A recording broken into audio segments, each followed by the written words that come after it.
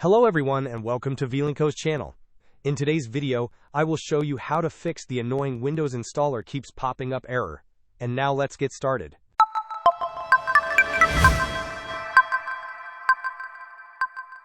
If you are frequently seeing the Windows installer error message, do not worry. There are several effective solutions we can try.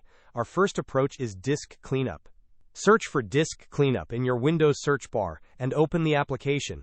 Click on OK, then select all the boxes presented to you, and click on OK again. Finally, click on Delete Files. The reason this helps is that accumulated temporary files can often cause this issue. When these temporary files are missing or corrupted, Windows struggles to manage the installer process, leading to persistent pop-ups.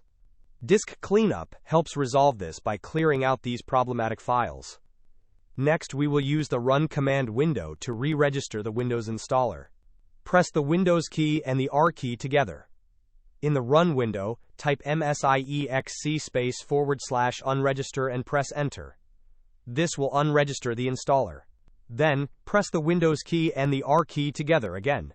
This time, type msiexc /reexserver and press Enter. This command will re-register the installer. This is a very common and effective fix for the problem.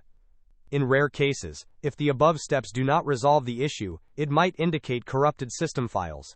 To address this, we will use the System File Checker tool.